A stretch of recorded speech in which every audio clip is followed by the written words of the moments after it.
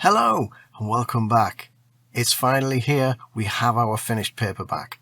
Let's get started.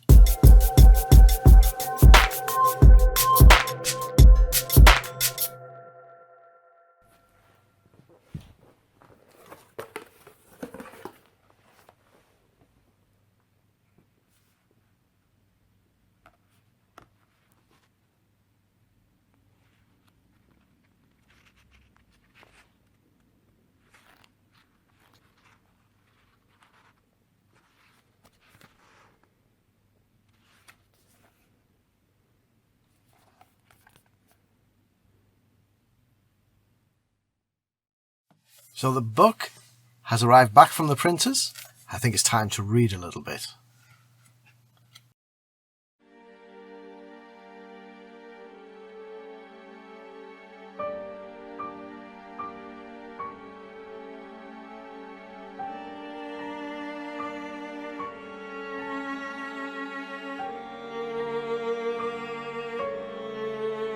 Robert Alcorn woke to the sound of a door slamming and his wife screaming his name. "Rebecca!" There was no response. "Rebecca? Robert!" Her voice was coming from outside. "Help me!" He jumped out of bed, grabbing his trousers as he rushed for the window. Outside, under a full moon, he could see Rebecca bathed in a ghostly green light and hand in hand with a little boy. He bounded down the stairs and threw open the front door. "Rebecca!" She turned her head back across her shoulder. Her mouth was twisted and her face was pulled into a terrified visage. "Robert," she gasped, "help me!" Hey boy, what are you doing?" From the boy, ribbon-like tendrils of energy floated from him that moved like snakes of green light. Worse yet, the boy was ghostly, translucent, and lit from within by the otherworldly green energy. "Rebecca, get away from it! I can't let go," her voice strained with a crying sob. "He won't let me." In the darkness came the whistle of a steam train, and along the train line that ran by their farm, an engine emerged as though appearing from a netherworld. Its brakes squealed and the locomotive began to slow. Robert ran to catch up, but the ghost boy whispered an incantation that brought growls from the wheat.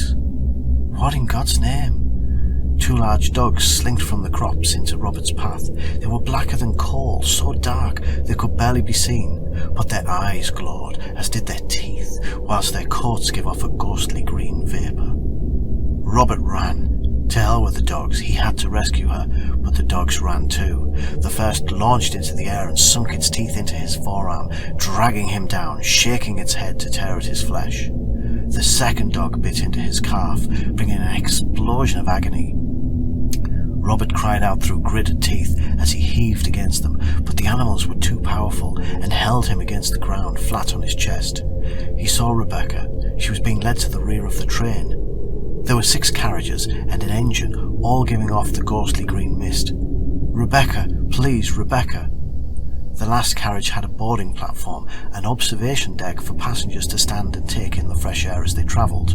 There was a man there, a man just as ghostly as the train. He was holding his hand out to take Rebecca.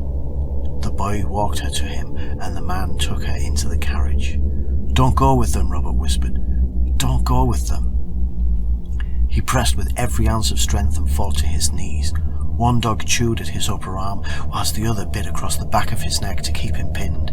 Then Rebecca was gone. The whistle blew and the dogs ran back into the wheat. "No!" Robert stood unsteadily and wiped the back of his neck, his palm glistening with blood. The train whistled again, the engine chuffed, the wheels began turning.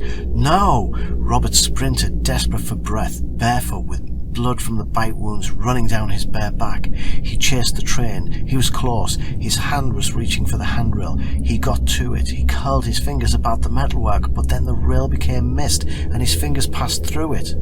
He leapt forward, throwing himself at the observation deck, but he fell through the vaporous train to land against the sleepers. As he looked up, the train sounded its whistle once more and dissolved into the night air, its body disappearing to leave only the ghostly green mist as a smoky outline. "Rebecca," he whispered. "Rebecca."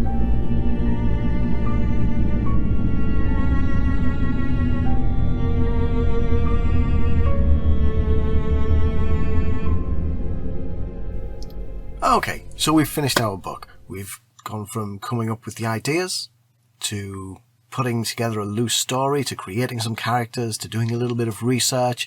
We've drafted it, we've worked on it, we've revised that text, we've gone through 5 drafts, checked it, done a 6th draft, polished it, published it, and now there is a book in the wild that in only a few months has come into life.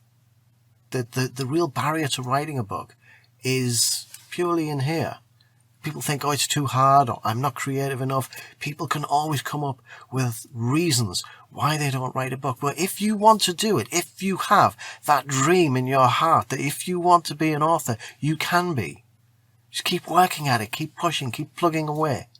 And very soon, you'll be a published author too. I hope you've enjoyed this course. I've certainly enjoyed you coming and watching me. Thank you very much.